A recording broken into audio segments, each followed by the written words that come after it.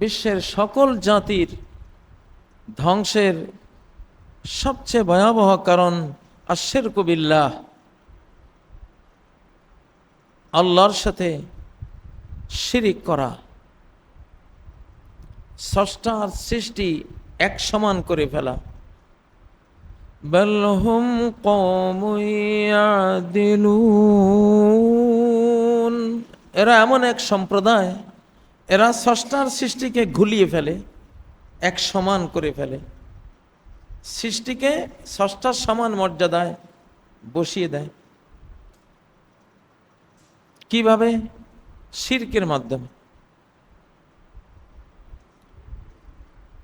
তারা শিরিক কি? সে আল্লাহর কাছে প্রার্থনা করে, আবার মূর্তির কাছেও প্রার্থনা করে। শিরিক মানে আল্লাহর প্রার্থনা অস্বীকার করা না। শিরিক মানে আল্লাহকে সেজদা দেয়া অস্বীকার করা না। শিরিক মানে নামাজ, রোজা, হজ, যাকাত অস্বীকার করা না। মুশরিক এগুলি সব করে, বাট সাথে সে মাজারেও সেজদা দেয়, আল্লাহর কাছে দোয়া করে, সে গণেশের কাছে দোয়া করে, আল্লাহর কাছে দোয়া করে, লাত, মানাত, ওজ্জা মূর্তির কাছেও দোয়া করে। সে আল্লাহর কাছে দোয়া করে, সে পুরোহিতের কাছেও দোয়া করে। সে আল্লাহর কাছে প্রার্থনা করে, সে পোপ, ফাদার, ঠাকুর, ব্রাহ্মণের কাছেও প্রার্থনা করে।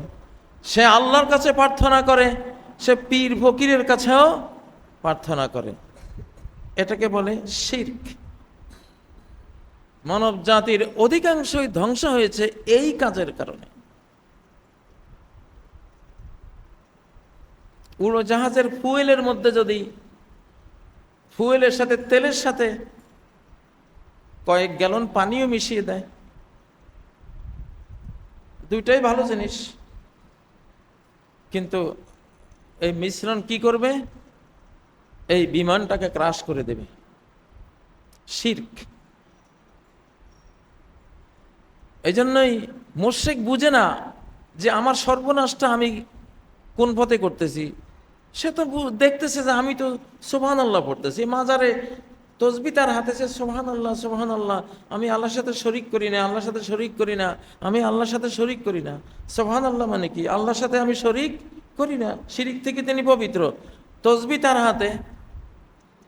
বরং মসজিদের তসবি জপে যারা, তাদের তসবি যদি 100 দানার হয়, মাজারের তসবি ওনার 1000 দানার তসবি, সেখানে সে সুবহানাল্লাহ পড়তেছে। আমি শিরিক করি না, আমি শিরিক করি না, আমি শিরিক করি না, কিন্তু সে মাজারে সেজদা দিচ্ছে, কবরে সেজদা দিচ্ছে। এজন্য শিরিককারী নিজের সর্বনাশটা বুঝতে পারে না। সে বুঝে আমি তো আল্লাহকেও তো মানি, আমি তো আল্লাহর কাছেও দোয়া করি।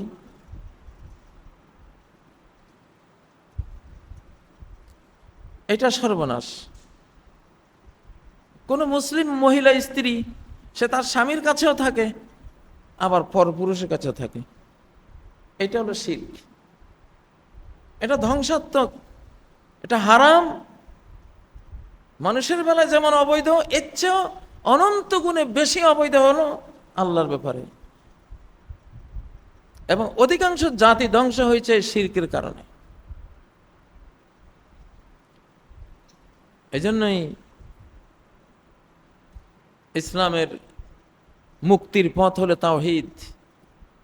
ইবাদত শুধুই আল্লাহর পাওনা, যিনি এই মহাবিশ্ব তোমাকে সহ সকল কিছু যিনি অস্তিত্ব দিয়েছেন, সৃষ্টি করেছেন।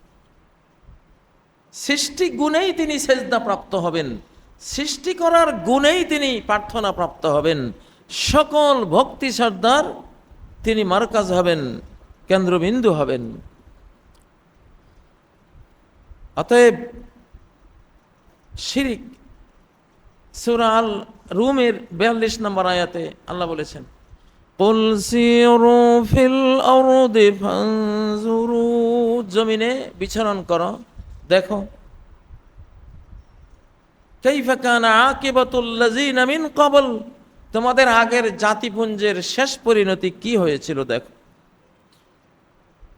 তাদের এই ধ্বংসাত্মক পরিণতি, আদ জাতির পরিণতি, মাটির 80 হাত নিচে দাফন হয়ে যাওয়া, সামুদ জাতির পরিণতি এক বিশাল মহাজাগতিক আক্রমণে, এক মহা নিনাদ, মহা শব্দ, এমন শব্দ যে শব্দে হৃদয় ফেটে যায়, ওইটা দিয়ে তাদের গোটা জাতিকে বিনাশ করে দেওয়া হয়েছে।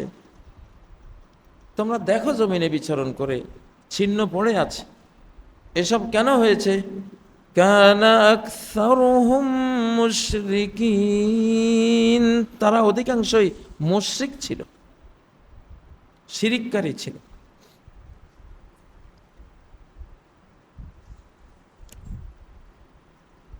আল্লাহর আইনের বিরুদ্ধে, হুকুমের বিরুদ্ধে কেউ আইন হুকুম দিতে পারে না।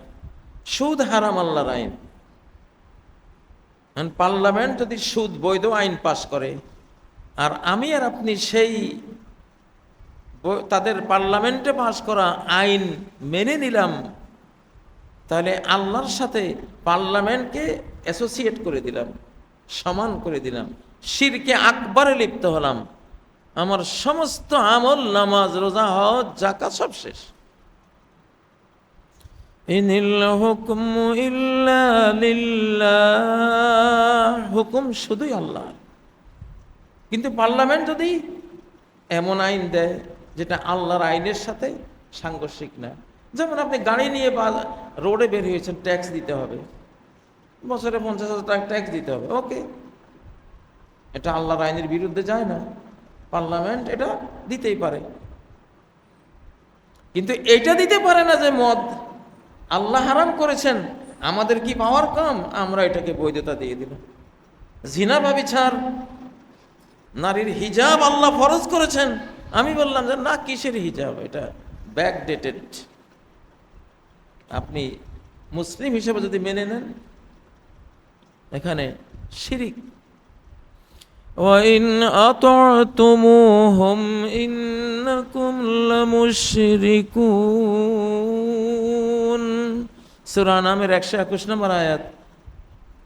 যদি আল্লাহর হুকুমের বিরোধী হুকুম মেনে নাও, ইন্নাকুম, সন্দেহ নাই যে তোমরা এই মেনে নিয়েছো যারা, সবাই লামুশরিকুন, অতি অবশ্যই মুশরিক।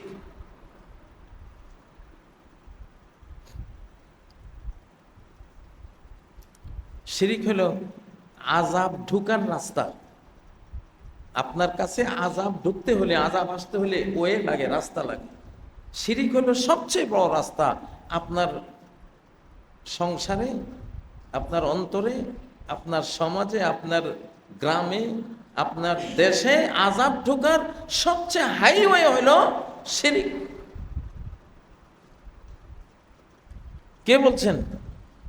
কাজী ইব্রাহিম বলছেন, সৃষ্টিকর্তা আল্লাহ রাব্বুল আলামিন বলছেন। সারা কোরআনে এটা বলা হয়েছে, নবীদের ব্যাপারেও বলা হয়েছে। সূরা আনামে আল্লাহ বলেছেন, ওয়ালাউ আশরাকু লাহাবিতা আনহুম মা কানু ইয়ামালুন, এই নবীরাও যদি শিরিক করত, তাহলে তাদের সমস্ত আমল বরবাদ, ধ্বংসযজ্ঞে পরিণত হতো, বাঁচতে পারত না। সূরা জুমারের 65 নম্বর আয়াতে নবীজি কে বলছেন? আমাকে আর আপনাকে, ফলনা তল্লাকে না, সমগ্র মানব জাতির যিনি সর্দার, তাওহীদের বিশ্ব নেতা, যিনি একত্ববাদের বিশ্ব নেতা মুহাম্মদ সাল্লাল্লাহু আলাইহি সাল্লাম, ওনাকে বলছেন, লাইন আশরাকতা, তুমি মুহাম্মদ, তুমি যদি শিরিক করো, লা ইয়াহবাতান্না আমালুক, সমস্ত আমল, কর্মযজ্ঞ তোমার ধ্বংস হয়ে যাবে, কোনো কিছুই কাজে আসবে না। আবার ভালো কিছু আছে সেজন্য আল্লাহ ভালো দিচ্ছেন, আবার খারাপ কিছু আছে সেজন্য ধ্বংস হচ্ছে। গোটা মধ্যপ্রাচ্যে জুড়ে আগুন জ্বলছে। এমনি আমি আগের খুতবাতেও বলেছি, ইজা কাসুরাল খাবাস, জিনা ব্যভিচার, বেহায়াপনা, উলঙ্গপনা, এগুলি যখন সীমা ছাড়া হয়ে যায়, সেগুলিও ধ্বংসের কারণ আসতেছে। আমি 6টা কারণ বলবো আজকে ধ্বংসের। তো সবচেয়ে বড়টা হলো শিরিক। শিরিক এটা বিশাল বিস্তীর্ণ জিনিস, এটার জন্য আলাদা খুতবা দিতে হবে। মাটি খুঁড়ে বিভিন্ন ধ্বংসপ্রাপ্ত জাতির প্রত্নতাত্ত্বিক বিশ্লেষণ যখন করা হয়, দুটা জিনিস পাওয়া যায়, উলঙ্গ নারী আর মূর্তি। মহেঞ্জোদাড়ো, পম্পেই নগরী, আজ জাতি, এদের সবার মাটির নিচ থেকে এদের অস্তিত্ব উদ্ধার করলে আপনি দেখবেন মূর্তি আর কি উলঙ্গ নারী। এগুলো ধ্বংসের ভাইরাস। তাহলে আমাদেরকে অবশ্যই শিরিক থেকে বাঁচতে হবে। এই যে পয়লা বৈশাখ আমরা একটা গেল, আপনি আর আমি ভাবছি এটা তো একটা আনন্দ করলাম পয়লা বৈশাখ, কিন্তু ইসলামে কেন নাই এটা? ইসলাম কেন বললো যে দুটো ঈদ দিয়ে তোমার সব রহিত করে দিলাম? আপনাকে ঈদ উল ফিতর, ঈদ উল আদহা, রোজার ঈদ, কুরবানির ঈদ শিরিক শেখার কোনো জায়গা রাখেনি, তাওহীদ শিখিয়েছে। আল্লাহু আকবার, আল্লাহু আকবার, লা ইলাহা ইল্লাল্লাহ, আল্লাহু আকবার, আল্লাহু আকবার, ওয়ালিল্লাহিল হামদ। দুই ঈদে তো আমরা বলি। ঈদের আনন্দের মধ্যে কেন সালাত রাখা হলো? যে আনন্দ যাতে শিরকের দিকে নিয়ে না যায়। কেন সালাম দেওয়ার সিস্টেম রাখা হলো? কেন কোরবানি রাখা হলো? কার নামে কোরবানি? ফাসাল্লি লিরাব্বিকা ওয়ানহার, তোমার রবের সামনে সালাতে তুমি রত হও আর কোরবানি করো। আমাদের দুটো ঈদের মধ্যে টোটাল আইডিয়া দেওয়া হয়েছে যে আল্লাহ সব কিছু আমাদেরকে দেন। রমজান আল্লাহ দিয়েছেন, রমজান শেষে সেই আল্লাহরই আমরা অনুগ্রহে তার ডাকে ঈদগাহে এসেছি, তার কাছ থেকে 1 মাসের বেতন নেব, পারিশ্রমিক নেব, ক্ষমা নেব, রহমত নেব। ঈদ উল আদহাও মোটামুটি কি শেখায়? قل إن صلاتي ونسكي ومحياي ومماتي لله رب العالمين। বলো, আমার সালাত, আমার কোরবানি, আমার জীবন, আমার মরণ আল্লাহর জন্য। কিন্তু পয়লা বৈশাখ এক্সাম্পল, পয়লা বৈশাখ কি আল্লাহু আকবার, আল্লাহু আকবার দিয়ে শুরু করি আমরা। পয়লা বৈশাখে কি 2 রাকাত নামাজ আছে? কি আছে? মানুষ পান্থা ইলিশ মাছ খায়, একটা জাস্ট একটা আনন্দ। কিন্তু যে শিরিককারীরা এই পয়লা বৈশাখ আবিষ্কার করেছে, তার অন্তরালে, তার নিউক্লিয়াস রূপে, গড পার্টিকলস রূপে, সর্বনিম্ন ক্ষুদ্র কণিকা রূপে একখান শিরিক, একটা গণেশ ওখানে বসে আছে। কি সেটা? যে বছরের প্রথম দিনটা একটু ভালো খেলে সারা বছর ভালো খাইতে পারবা।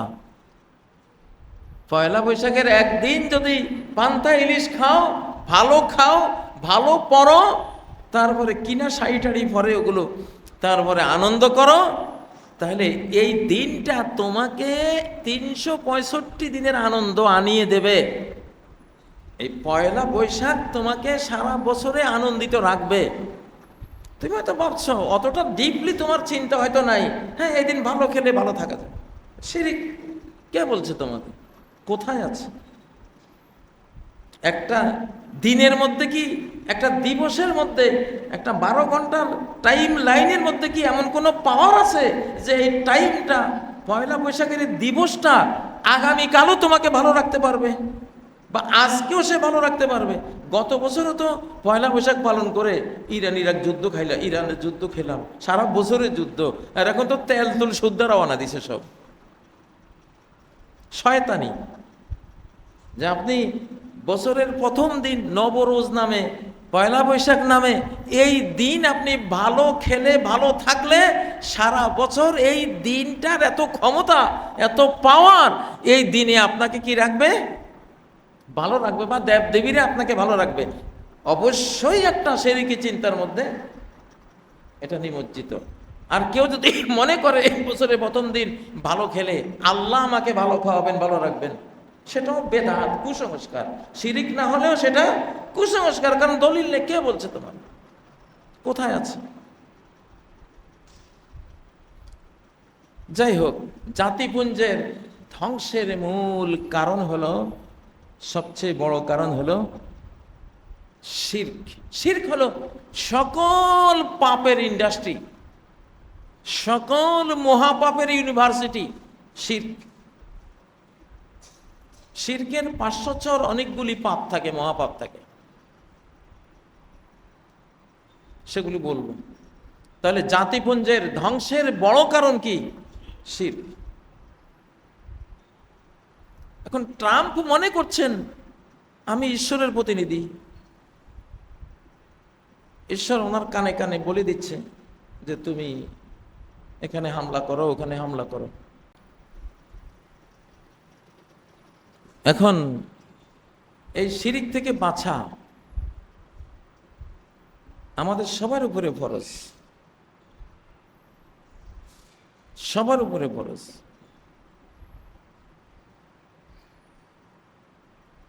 যে গাড়িটা অ্যাক্সিডেন্ট হয়ে যেত, ড্রাইভার খুব দক্ষ ছিল, বেঁচে গেলাম, শিরিক। জাহাজটা ডুবে যেত, ক্যাপ্টেন খুবই অভিজ্ঞ, তার উছিলায় বেঁচে গেলাম, শিরিক।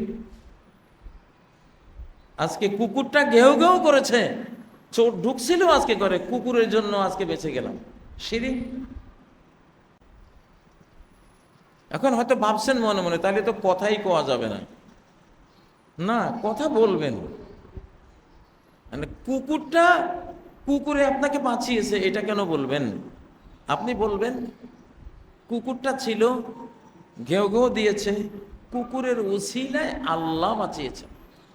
আল্লাহু খায়রুন হাফিজা, হেফাজতকারী কে? সর্বোত্তম হেফাজতকারী আল্লাহ। হেফাজত উনি করেন, কুত্তা না। কুত্তা ঘেউ দিছে, আল্লাহ যদি আপনাকে গভীর ঘুমের মধ্যে আচ্ছন্ন করে রাখতেন, আপনি জাগতেন না। বা আল্লাহ যদি কুকুরটাকে স্টপ করে দিতেন, সে ঘেউ ঘেউ দিত না। তাকে ঘেউ ঘেউ দেওয়াইছে কে? তাহলে ক্যাপ্টেন খুব দক্ষ ছিল, এই জন্য জাহাজ ডুবার হাত থেকে বেঁচে গেছে। নো, ক্যাপ্টেনের দক্ষতা ছিল, আল্লাহ সে উছিলে আমাদেরকে রক্ষা করেছে। রক্ষা উনি করেন না, উনি চেষ্টা করেছেন, রক্ষা করেছেন কে? কত দক্ষ, সুদক্ষ, অভিজ্ঞ নাবিক আটলান্টিক মহাসাগরে ডুবে গিয়ে টাইটানিক সহ ভিতরে বরফের মধ্যে পাথরের মতো হয়ে আছে, শয়ে শয়ে হাজারে হাজারে গিয়ে দেখেন, ওদের কি দক্ষতা ছিল না? ছিল, দক্ষতা সহই ডুবছে। আল্লাহ না বাঁচালে বাঁচার কোনো উপায় নেই। যাই হোক, তো জাতিপুঞ্জের ধ্বংসের সবচেয়ে বড় কারণ কি? শিরক। দ্বিতীয় কারণ নৈতিক অবক্ষয়। নৈতিক অবক্ষয়, জুলুম, আরেকজনের হক খেয়ে ফেলা, এতিমের হক খেয়ে ফেলা, মেসকিনের হক মেরে দেওয়া, রাষ্ট্রের জনগণের টাকা গরিব, দুঃখী, বিধবা, এতিম, মেসকিন, পঙ্গু, অন্ধ, এদের সম্পদটাই তো ট্রেজারিতে, সেটা মেরে দিলেন, লাখ লাখ কোটি টাকা মেরে দিলেন। এই যে নৈতিক অবক্ষয়। লূত আলাইহিস সালামের জাতি বা এখনকার যেই ইউরোপিয়ান আমেরিকান জাতি, ছেলে ছেলে বিয়ে হয়, মেয়ে মেয়ে বিয়ে হয়। এই যে অবক্ষয়, যেটা একটা কুকুর, শুকুর, বানরের সমাজেও নাই, পৃথিবীর কোনো হায়াওয়ান, জানোয়ার, জীব জন্তুর মধ্যে নাই, সেটা সর্বশ্রেষ্ঠ মানব জাতির মধ্যে সে অপরাধ। তো লূত আলাইহিস সালামের জাতির সাক্ষ্য তো আছে, সমুদ্রের তলদেশ থেকেও 450 মিটার নিচে নিয়ে গেছেন আল্লাহ তাআলা।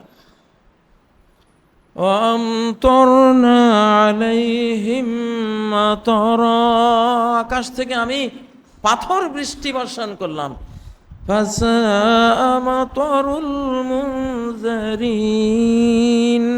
যাদেরকে ওয়ার্নিং দেওয়া হয়েছিল যে খবরদার এই অপরাধ থেকে সরে নাই, তাদের পরিণতি কত ভয়াবহ হয়েছে। তাহলে নৈতিক অবক্ষয়, বাংলাদেশে কোনো নৈতিকতা কতটুকু আছে?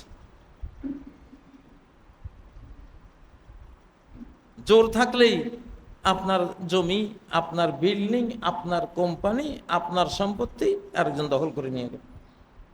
এমন বিদ্যালয়, আমার শিশুকালের মক্তবে যে মানটা ছিল নৈতিক মান, বিনা পয়সার একটা মক্তবের যে নৈতিক মান ছিল, যেখানে মাসে 5 কোটি টাকা লেনদেন হয়, এত বড় একটা স্কুল, সেখানে সেই নৈতিক মানটা নাই।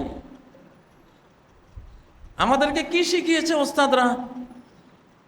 একটা শিশুর জুতা চুরি হয়েছে, অবশ্যই ছাত্রদের কেউ নিয়েছে, শিশুটা কাঁদছে, জুতা চুরি হয়েছে। ওস্তাদ সব শিশুদেরকে বসিয়ে বলল, একটা 2টা ছন্দ মুখস্থ করো। জুতা চুরি বাহাদুরি লাভ করলে কি, হাসরের দিন খাড়া হবি জুতা গলায় দি। কোথায় নিয়ে গেছে? দুনিয়ার এই ঘটনাটাকে আখিরাতের হাসরের মাঠ পর্যন্ত ওস্তাদ নিয়ে গেছে। ঘণ্টাখানিকের মধ্যে দেখা যায় ওই জুতার সন্ধান পাওয়া গেছে। কারণ এখানে এই বিদ্যালয়ে, ছোট্ট বিদ্যালয়ে, কতটা মানসম্মত ছোট্ট বিদ্যালয়। ওস্তাদ যে কোনো জিনিস একজনেরটা আরেকজন নিয়ে গেলে, যেমন কলম নিয়ে গেছে, কলম চুরি বাহাদুরি লাভ করলে কি, হাসরের দিন খাড়া হবি কলম গলায় দিই।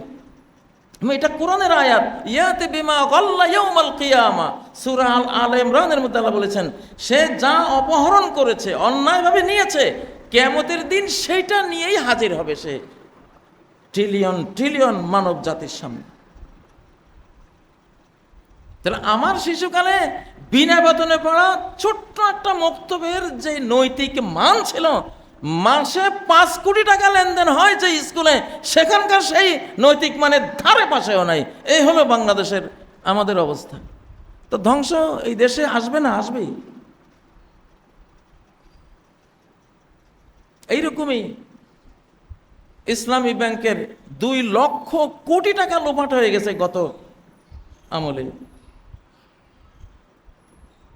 এগুলি মানুষ ধ্বংস হয় এগুলির কারণে। কেন তোমার ভিতরটা এত পচা?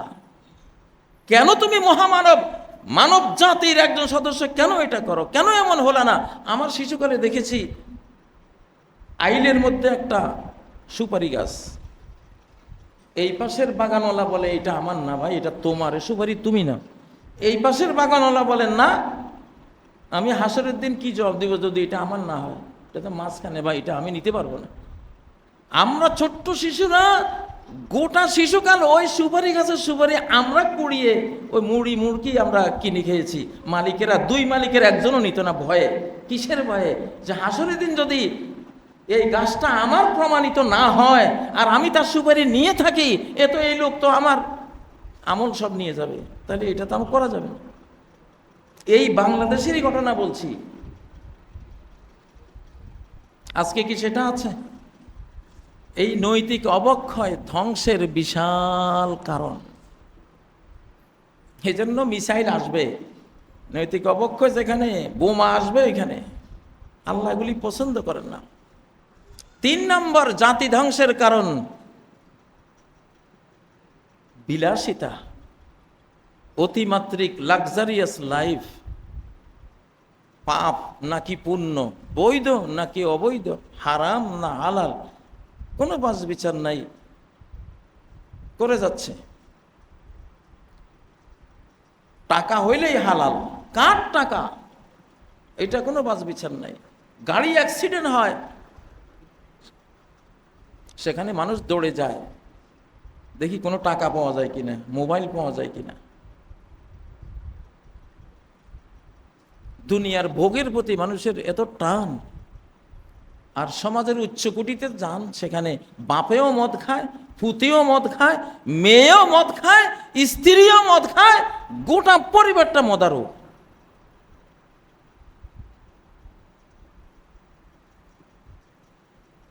তো এই যে আল্লাহ বলছেন সূরা বনী ইসরাঈলের 16 নম্বর আয়াত, وَإِذَا أَرَدْنَا أَن نُّهْلِكَ قَرْيَةً أَمَرْنَا مُتْرَفِيهَا, যখন আমি কোনো জনপদকে ধ্বংস করে দিতে চাই, তখন ওই সমাজের উচ্চকোটির ভোগীদেরকে আমি ক্ষমতা দিয়ে দেই, ওরাই নেতা হয়। বাংলাদেশে হয়, দেখেন না, ব্যবসায়ীরাই বেশি এখন নেতা, ভোগীরাই এখন নেতা, সিনেমার নায়িকারাই এখন এমপি। গত টার্মে বহুত দেখেছি। এটা একটা কথা হলো? একটা জাতির ইহপরকালের হেয়ার অ্যান্ড হেয়ার আফটারের গাইডলাইন্স দেবে কে? একটা নর্তকী? আস্তাগফিরুল্লাহ। কোথায় গেছে আমাদের? আমাদের অনুভূতি নাই তো। আমাদের এখন না ভালোকে ভালো বোঝার ক্ষমতা আছে ভিতরে, না মন্দকে মন্দ বোঝার ক্ষমতা আছে। পচা আলু, গৃহস্থের বস্তার পচা আলু, পচাগুলো ফেলে না দিলে বাকি ভালো যেগুলি আসবে ভবিষ্যতে টিকবে না কই। এই জন্য পচাগুলি আল্লাহ ফেলে দেবেন। আল্লাহ ভোগীদেরকে ক্ষমতা দেন। তাদের কাজ কি সেখানে? শুধু ফাসেকি করা, মদ খাবে, জিনা করবে, খুন করবে, মাইরা দাও। গত ফ্যাসিবাদের আমলে জেলখানায় আমার এক কয়েদি ভাই ছিল, কারাবন্ধু ছিল। সে বলল, আমি রাস্তা দিয়ে হেঁটে যাচ্ছি, আমারে ধরে নিয়ে গেল। কি মামলা দেবে? ওসি সাহেবের কাছে নিয়ে গেছে। স্যার, এটা তো ধরে আনছে, কি করতাম? কি মামলা দেব? দেশ না, পুলিশি কাজে বাধা 1 নম্বর মামলা, পুলিশি কাজে বাধা, সরকারের বিরুদ্ধে স্লোগান, আরো 2-1টা। মানে কি? এটা তো দেখেছি। আল্লাহ না দেখান কখনো। এই যে একটা সমাজ আমরা দেখলাম, ফাসেকি, অপরাধ, যে যত বড় অপরাধী সে তত বড় শেঠ, তত বড় পাওয়ারফুল সমাজে। ফাসেকি করেছে, যত রকমের অপরাধ অপকর্ম সব করেছে। মানুষের ধর্ম নষ্ট করেছে, মানুষের জান নষ্ট করেছে, মানুষের মাল নষ্ট করেছে, নারীদের ইজ্জত নষ্ট করেছে, বংশ বরবাদ করেছে, সব অপরাধ করেছে। তখন কি হয়? فحق عليها القول فدمرناها تدميرا। তখন আমার একটা ধ্বংসের কমান্ড, একটা অর্ডার আসে ওই জনপদের বিরুদ্ধে। সবকিছুকে ডিস্ট্রাকশন, একদম ধ্বংস, মেসাকার করে দিই আমি।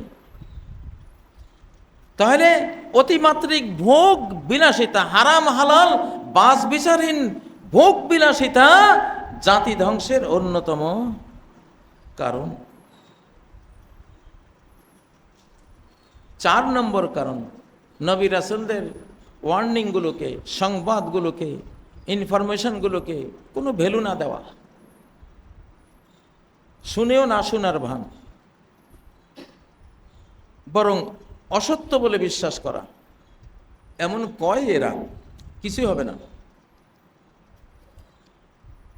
সারা কোরআনে অভিযোগ দিয়েছেন ফেরাউনের বিরুদ্ধে, নমরুদের বিরুদ্ধে, নূহের জাতির বিরুদ্ধে, আদ জাতির বিরুদ্ধে, সামুদ জাতির বিরুদ্ধে, কুরাইশদের বিরুদ্ধে, ধ্বংসপ্রাপ্ত সকল নবী রাসূলদের জাতির বিরুদ্ধে একটাই অভিযোগ কমন আছে কোরআনে, কাযাবাত কওম নূহিল মুরসালিন। নূহের জাতি মিথ্যা সাব্যস্ত করেছে রাসূলগণকে। কাযাবাত কওম লূতিল মুরসালিন। লূতের জাতি রাসূলগণকে মিথ্যা সাব্যস্ত করেছে। কাযাবাত কাযাবাত কাযাবাত সারা কোরআনে আল্লাহ বলেছে। জাতি ধ্বংসের অনেক বড় একটা কারণ রাসূলগণদের সত্য ইনফরমেশনকে, ট্রু ইনফরমেশন, সত্য সংবাদকে অসত্য বলে মনে করা। এইটা থেকে জাতির ধ্বংস ত্বরান্বিত হয়েছে। ফাকাযযাবুহু ফাআহলাকনাহুম। ওরা তাকে মিথ্যা সাব্যস্ত করলো, আমি ওদেরকে হালাক করে দিলাম। 4 নম্বর কারণ গেল। 5 নম্বর কারণ, এটা হলো জুলুম, অত্যাচার। কমন একটা আয়াত সূরা কাহফের মধ্যে 59 নম্বর আয়াত, ওয়াতিলকাল কুরা আহলাকনাহুম লাম্মা যালামু, যত জনপদ আমি ধ্বংস করেছি তখন ধ্বংস করেছি যখন তারা জুলুম করেছে। জালিমকে আল্লাহ ছাড় দেন না। জালিম যেই হোক, মায়ের উপরে যে জুলুম করে ওই সন্তান জীবনে কিচ্ছু করতে পারে না। প্রতিবেশীর উপর জুলুম করে তার একটা ধ্বংস আসবেই। গ্রামবাসীর উপর জুলুম করে তার একটা দুর্ভাগ্য, একটা পতন আসবেই। আপনি বাংলাদেশের পরতে পরতে আমরা যখন মাহফিলগুলিতে যাই, সারা দেশে তো ঘুরি, আজ পর্যন্ত একটা জমিদার বাড়ি আমি দেখি নাই যে শান শকত নিয়ে দাঁড়িয়ে আছে।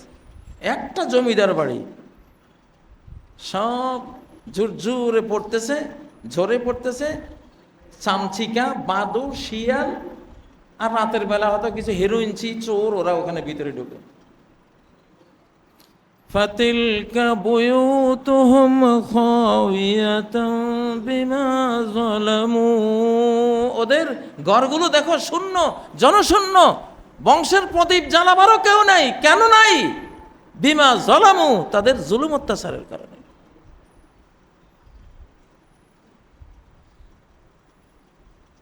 পৃথিবীতে আজকে 7টা মহাদেশে যেই মহাদেশটা জুলুম করতেছে, যেই কোনো মহাদেশ জুলুম করবে, কিছুদিন পরে শুনবেন যে মহাদেশটাই নাই, মাটির নিচে চলে গেছে।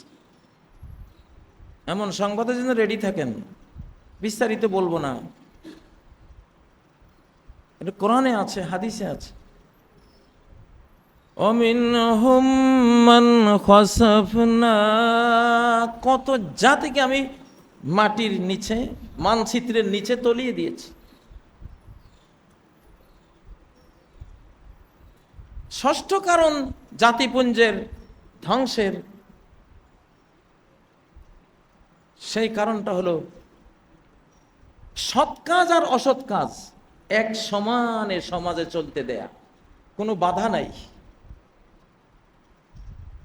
একেবারে বাধাহীনভাবে যার যা মনে চায় সব করতেছে। নারীরা যে যে ড্রেসে বের হতে চায় বের হচ্ছে, হোটেলগুলিতে যে যা খেতে চায় তা খাচ্ছে, খালি অর্ডার দেওয়ার বাকি, সবই হাতের কাছে। অসৎ কাজের নিষেধ নাই, এটা অভিশাপ। সেই জাতি অভিশপ্ত যাদের মধ্যে অসৎ কাজের নিষেধ থেমে যায়। এটি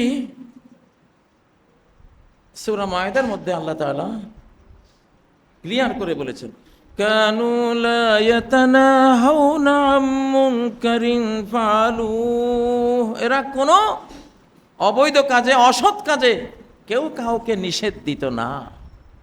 এই জন্য আমি লানত দিয়ে তাদেরকে ধ্বংস করে দিয়েছি, কোনো নিষেধ নাই। আগের যুগে আমাদের গ্রামে, আমার শিশুকালে কোনো যুবক বা কিশোর ধূমপান করতে সাহস পেত না। মুরব্বীরা খাইতো, বড়রা খেত, ধূমপান করতো সমানে, শিশুদেরকে নিষেধ করত। অন্তত এইটা তো ভালো ছিল। কিশোর, শিশু, যুবকরাও ছাত্র অবস্থায় ধূমপান মুখে এটা নিতে পারতো না। যদি কোনো মুরব্বী খালি মুখে ঘ্রাণ পাইছে, এই এদিকে আয়, তোর বাপের নাম কি, বাড়ি কোথায়, বাস এইটুকু ঠিকানা নিয়ে উনি রওনা দিছে যে পোলা তো তোর অমানুষ হওয়ার পথে চলে গেছে, ও যে বিড়ি খায় তোর খবর আছে। এটা নৈতিক দায়িত্ব মনে করতো। এই জন্য অল্প বয়সে যারা ধূমপান করতো আমরা দেখতাম পুকুর পাড়ে গিয়ে নারিকেল গাছের, আম গাছের ঝোপে বসে হাতের ভিতরে বিড়িটাকে লুকিয়ে এটা খেয়ে কচি কলা পাতা চিবিয়ে একজন আরেকজনকে মুখ ঘ্রাণ শোকাতে দেখতো কোনো গন্ধ পাওয়া যায় কিনা। আর এখন আপনি যদি এই কথা আমি বলি, অনেকে তো হাসবে, আরে আমি বিড়ি খাবো, তোমার কি বেটা।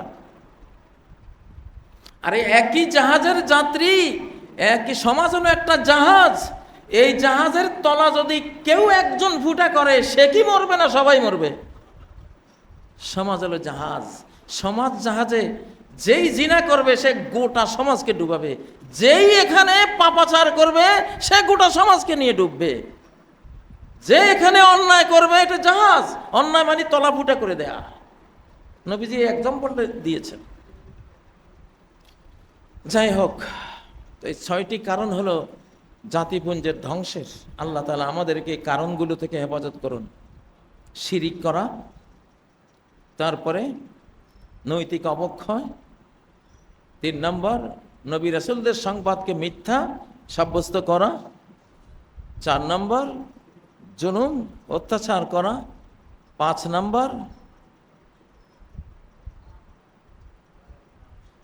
হালাল আর হারাম মানে সীমা ছাড়া ভোগ বিলাসিতা, লাক্সারিয়াস, হারাম হালালের বাজ বিচারহীন ভোগী জীবন। কোনো জাতি টিকে নাই এটা করে, কোনো জাতি টিকে নাই, ধ্বংস হয়ে গেছে। আর শেষটা হলো সৎ কাজের আদেশ আছে কিন্তু অসৎ কাজের কোনো নিষেধ নাই। এটা কোনো সমাজে থাকলে বুঝবেন যে বেশি দিন টিকবে না, এটা ধ্বংস আসতেছে। আল্লাহ তাআলা আমাদের হেফাজত করুন। আকুলু কওলি হাযা ওয়া আস্তাগফিরুল্লাহ লি ওয়া লাকুম ফাস্তাগফিরুহু ওয়া তুবু ইলাইহি ইন্নাহু হুয়াল গফুরুর রহিম।